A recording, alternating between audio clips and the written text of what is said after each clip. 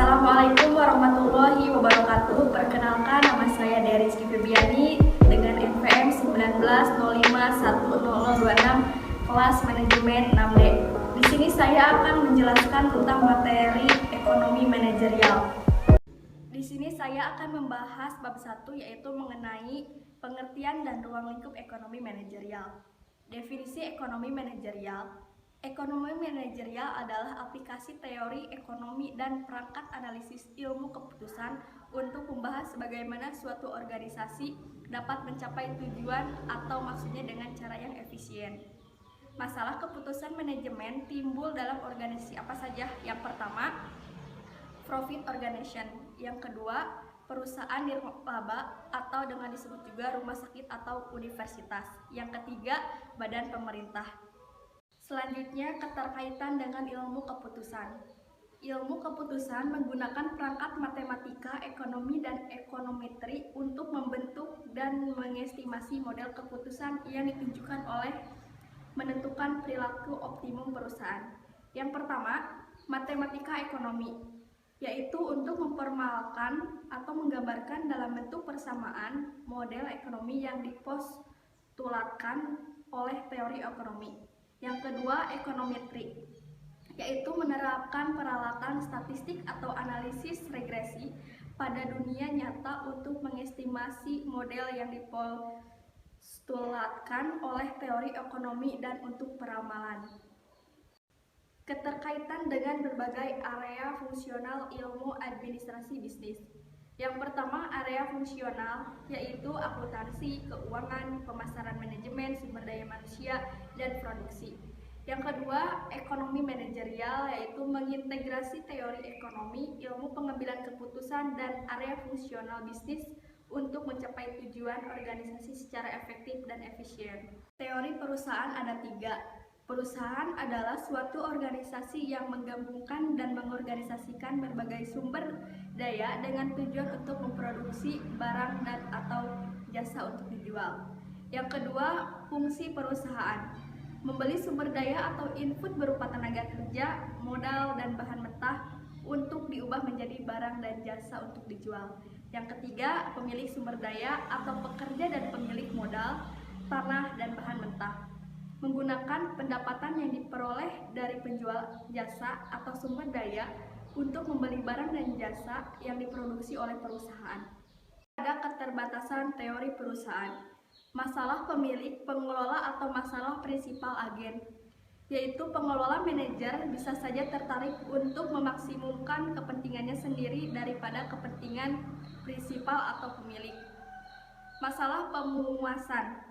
Manajer kurang mampu untuk memaksimumkan laba tetapi hanya dapat berusaha untuk memuaskan beberapa tujuan dalam hal penjualan, pertumbuhan laba, pangsa pasar, dan sebagainya. Terakhir ada fungsi laba, yaitu yang pertama, laba yang tinggi merupakan tanda bahwa konsumen menginginkan output industri lebih banyak. Yang kedua, untuk perusahaan yang efisiensi di atas rata-rata merupakan ganjaran dari efisiensi yang lebih besar tersebut.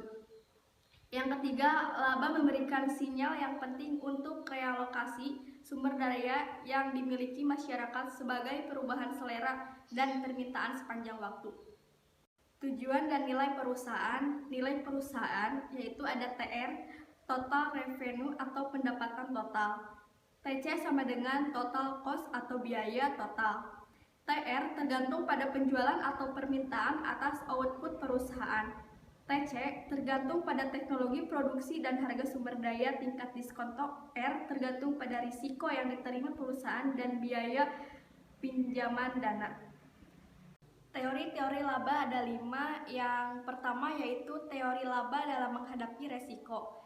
Hasil di atas normal dibutuhkan oleh perusahaan untuk masuk dan bertahan di beberapa bidang yang memiliki resiko di atas rata-rata IE sama dengan eksplorasi minyak. Yang kedua, teori laba karena pergesekan, yaitu laba timbul akibat pergesekan atau gangguan dari keseimbangan jangka panjang. Yang ketiga, ada teori laba monopoli, yaitu beberapa perusahaan dengan kekuatan monopoli dapat membatasi output dan mengenakan harga tinggi dibandingkan pada persaingan sempurna, dengan demikian menghasilkan laba. Yang keempat yaitu teori laba inovasi. Yaitu laba adalah ganjaran dari pengenalan inovasi yang berhasil. Yang terakhir yaitu teori laba efisiensi, yaitu perusahaan yang lebih efisien dan pada rata-rata perusahaan akan memperoleh laba di atas normal. Sifat dan fungsi laba. 1. Laba bisnis atau usaha atau business profit, yaitu mengacu pada pendapatan perusahaan dikurangi biaya eksplisit atau biaya akuntansi perusahaan. Biaya eksplisit adalah biaya yang benar-benar dikeluarkan oleh perusahaan untuk membeli atau menyewa input yang dibutuhkan dalam produksi, Y sama dengan upah tenaga kerja, bunga modal, sewa tanah dan gedung, dan pengeluaran bahan mentah. Adapun kendala-kendala dalam operasi perusahaan, yang pertama yaitu keterbatasan ketersediaan input-input penting. Yang kedua, kendala hukum yang dihadapi perusahaan yaitu upah minimum, standar kesehatan dan keselamatan, standar emisi polusi, undang-undang pelanggaran praktis bisnis yang tidak jujur. Yang ketiga, ada keterbatasan ruang pabrik atau gudang dan dana modal. Selanjutnya adalah bab 2 tentang teori permintaan. Permintaan merupakan salah satu aspek terpenting dalam ekonomi manajerial, penting bagi penciptaan, kelangsungan hidup, dan profitabilitas perusahaan. Hal-hal yang mempengaruhi permintaan konsumen yaitu harga dan komoditasi tersebut, 2. Pendapatan konsumen, 3. Harga dan barang yang berhubungan atau substitusi dan komplementer, dan selera konsumsi dan lain-lain. Permintaan individual terhadap komoditas. Permintaan timbul karena keinginan konsumen dan kemampuannya atau hasrat dan keinginan yang didukung dengan pendapatan untuk membeli suatu komoditas. Teori permintaan konsumen, jumlah komoditas yang diminta merupakan suatu hasil atau bergantung pada harga komoditas tersebut. Pendapatan konsumen, harga komoditas yang berhubungan atau komplementer atau substitusi, dan selera konsumen. Permintaan dengan pendapatan. Pada saat pendapatan konsumen meningkat, mereka akan membeli lebih banyak komoditas umum, contohnya seperti sepatu, stik, film, liburan, pendidikan, mobil, rumah, dan lain-lain. Disebut juga dengan barang normal. Namun, ada juga barang dan jasa yang akan banyak dibeli oleh konsumen pada saat pendapatannya meningkat. Ini disebut sebagai barang inferior, dengan contoh nasi aking, gorengan, telur, rebus, dan lain-lain. Efek permintaan pasar. Yang pertama yaitu efek kereta. Orang melakukan permintaan terhadap suatu komoditas karena orang lain membelinya, biasanya kurva permintaan menjadi lebih datar. Yang kedua, efek kesombongan. Banyak konsumen berusaha tampil berbeda dan eksklusif dengan meminta lebih sedikit komoditas-komoditasnya yang banyak diminta oleh orang, kurva permintaan pasar menjadi lebih curam. Permintaan yang dihadapi perusahaan. Bergantung pada ukuran permintaan pasar atau industri terhadap komoditas tersebut, bentuk organisasi industrinya, dan jumlah perusahaan yang ada dalam industri tersebut. Yang kedua, bergantung pula pada tipe barang yang dijual, yaitu 1. Barang tahan lama, 2. Barang fast moving atau tidak tahan lama. Biasanya barang tahan lebih bergejolak atau tidak stabil dibandingkan fast moving. Struktur pasar, jumlah perusahaan versus permintaan. Yang pertama, monopoli. Jika perusahaan satu-satunya produsen dari suatu komoditas dan tidak ada substitusi yang dekat, contohnya Pertamina dan PLN. Yang kedua, persaingan sempurna. Terdapat banyak perusahaan yang menghasilkan barang homogen atau identik, dan setiap perusahaan terlalu kecil untuk mempengaruhi pasar, contohnya pertanian, barang grosiran pasar. Yang ketiga, oligopoli. Terdapat sedikit perusahaan di dalam perusahaan yang memproduksi barang yang homogen atau terstandarisasi, atau semen, baja, kimia, atau heterogen atau terdiferensiasi, atau mobil, rokok, minuman ringan. Yang keempat, monopolistik. Di sini banyak perusahaan yang menjual produk heterogen atau terdiferensiasi. pencampuran antara monopoli dan persaingan sempurna. Elastisitas permintaan terhadap harga. Elastisitas permintaan merupakan suatu pengukuran kuantitatif yang menunjukkan sampai di mana besarnya perubahan harga terhadap perubahan permintaan. Yang pertama, elastisitas harga, yang kedua elastisitas pendapatan, yang ketiga elastisitas permintaan silang. Faktor yang mempengaruhi elastisitas permintaan terhadap harga. Yang pertama, ukuran elastisitas permintaan makin besar jika makin dekat atau makin banyak jumlah komoditas yang mampu mensubstitusinya. Yang kedua, makin sempit suatu komoditas didefinisikan, makin besar elastisitas terhadap harga karena makin banyak jumlah komoditas yang melakukan substitusi. Yang ketiga, elastisitas permintaan akan menjadi lebih besar jika konsumen membutuhkan waktu yang lebih lama untuk merespon perubahan harganya. Yang keempat, respon dalam kuantitas yang diminta akan menjadi lebih besar pada jangka panjang dibandingkan pada jangka pendek. Elastisitas silang terhadap harga. Yang pertama, jika nilai EXY positif, maka komoditas X dan Y adalah barang substitusi karena peningkatan PY menyebabkan peningkatan QX. Yang kedua, jika nilai EXY negatif, komoditas X dan Y adalah barang komplementer karena kenaikan PY mendorong pengaruh QX. Yang ketiga, jika nilai EXY mendekati 0, maka X dan Y adalah komoditas yang tidak berhubungan. Perusahaan sering menggunakan konsep ini untuk mengukur efek dari perubahan harga suatu produk yang mereka jual terhadap permintaan produk lain yang berhubungan dan dijual oleh pesaing. Selanjutnya adalah bab 3 tentang estimasi permintaan. Estimasi permintaan, pendekatan riset pemasaran. Ada survei konsumen, yaitu mensurvei konsumen bagaimana reaksi terhadap jumlah yang diminta jika ada perubahan harga, pendapatan, dan lain-lain menggunakan kuesioner.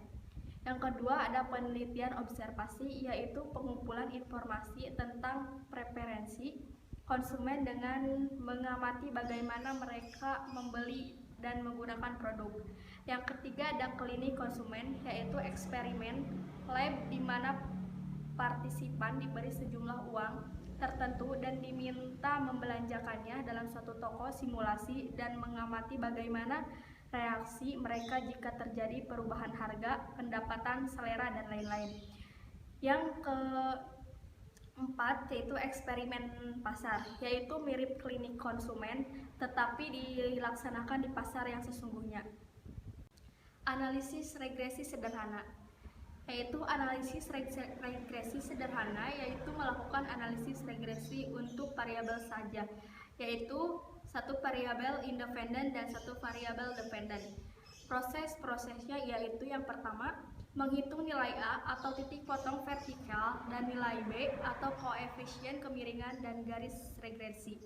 Yang kedua, mengadakan uji signifikasi dari estimasi parameter. Yang ketiga, membuat interval keyakinan untuk parameter sebenarnya. Analisis regresi berganda. Apabila saat variabel dependen atau terikat yang kita cari untuk dijelaskan di hipotesis tergantung pada lebih dari satu variabel bebas atau penjelas. Koefisien determinasi, yaitu koefisien determinasi mengukur proporsi dari variasi total variabel terikat yang dijelaskan oleh variabel bebas. Yang kedua, akan tetapi dianalisis regresi berganda dengan mempertimbangkan besaran derajat kebebasan menurun sehubungan dengan bertambahnya variabel bebas, R2 perlu disesuaikan. Multikolinearitas merupakan korelasi atau keterkaitan yang tinggi antara variabel-variabel bebas dalam suatu model regresi linear berganda. Alat statistik yang sering dipergunakan untuk menguji multikolinearitas adalah yang pertama, variance inflation factor atau VIP, yang kedua korelasi Pearson antara variabel-variabel bebas, atau yang ketiga Eigenvalue dan Condition Index atau CI. Selanjutnya bab 4 yaitu teori dan estimasi biaya. Karakteristik biaya ada 7. Yang pertama, biaya eksplisit yaitu pengeluaran aktual untuk memperkerjakan tenaga kerja, menyewa, atau membeli input yang dibutuhkan produksi. Yang kedua, biaya implisit yaitu nilai input yang dimiliki dan digunakan oleh perusahaan dalam aktivitas produksinya sendiri. Yang ketiga, biaya alternatif atau oportunitas yaitu seluruh input baik yang dimiliki atau dibeli perusahaan untuk alternatif bisnis yang lain. Yang keempat, biaya akuntansi, yaitu pengeluaran aktual perusahaan tentang akuntansi dan biaya historis untuk laporan keuangan perusahaan. Yang kelima, biaya relevan. Biaya relevan yang patut dihitung yaitu biaya ekonomis dan biaya oportunitas. Yang keenam, biaya tambahan yaitu perubahan biaya total dari implementasi keputusan manajerial tertentu, yaitu contohnya memperkenalkan produksi baru atau melakukan kampanye iklan dan lain-lain. Yang terakhir yaitu biaya terbenam, yaitu biaya-biaya yang tidak termasuk karakteristik biaya di atas, contohnya kayak biaya tidak relevan. Fungsi biaya jangka pendek merupakan suatu periode di mana beberapa input perusahaan adalah tetap atau tidak dapat diubah kecuali mungkin dengan beban yang besar. Yang pertama, biaya total. Yang kedua, biaya tetap total. Yang ketiga, biaya variabel total. Yang keempat, ada biaya total atau total cost. Fungsi biaya jangka panjang, total biaya jangka panjang atau long run total cost sama dengan LTC sama dengan F dalam kurung Q. Biaya rata-rata jangka panjang atau long run average cost sama dengan LAC sama dengan LTC atau Q. Biaya marginal jangka panjang atau long run marginal cost sama dengan LMC sama dengan Q. Ukuran pabrik dan skala ekonomis. Skala ekonomis merujuk pada suatu situasi di mana pertumbuhan output secara proporsional lebih cepat dibanding input. Skala hasil meningkat atau menurun tergantung pada yang pertama ada alasan teknologi, peningkatan skala operasi, pembagian kerja dan spesialisasi. Yang terakhir lebih banyak mesin yang produktif dan terspesialisasi. Yang kedua ada alasan keuangan, besar kecilnya jumlah pembelian, penerimaan pinjaman, dan bunga yang lebih besar bila perusahaan besar. Yang terakhir, biaya iklan dan promosi yang besar dan menekan biaya. Meminimumkan biaya secara internasional. 1. Perdagangan internasional dalam input. Mulai banyak perusahaan yang membuat produknya secara internasional atau suku, cabang, dan komponennya dibuat di berbagai negara.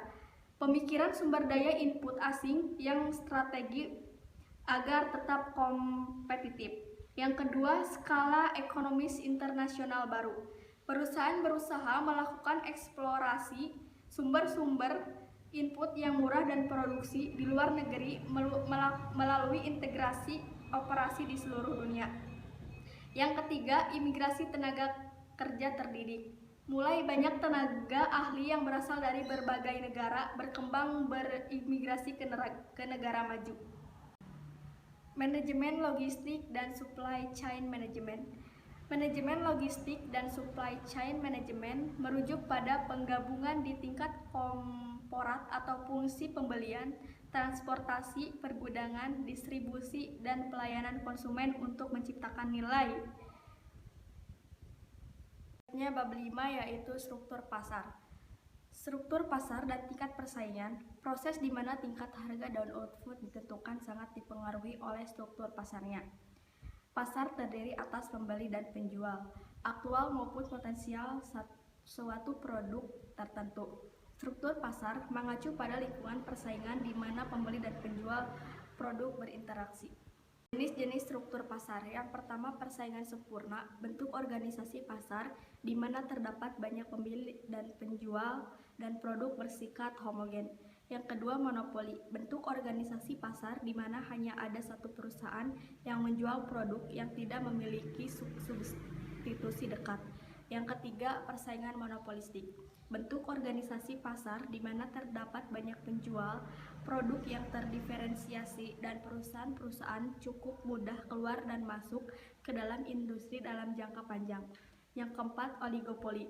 Bentuk organisasi pasar di mana hanya ada sedikit penjual sebuah produk yang homogen ataupun terdiferensiasi. Penentuan harga dalam persaingan sempurna. Harga produk ditentukan pada perpotongan antara kurva permintaan dan kurva penawaran pasar produk tersebut. Perusahaan merupakan price takers karena harga ditentukan pasar dan tidak memiliki kekuatan mempengaruhi. Kurva permintaannya berbentuk horizontal dan memiliki elastisitas tak terhingga. Analisis jangka pendek perusahaan persaingan sempurna. Tujuan perusahaan adalah memaksimumkan laba. Dalam jangka pendek, beberapa input bersifat tetap dan menanggung biaya tetap terlepas produk atau tidak. Meskipun dalam jangka pendek rugi, perusahaan dapat beroperasi sepanjang kerugian lebih kecil daripada biaya tetapnya. Tingkat output terbaik bagi perusahaan.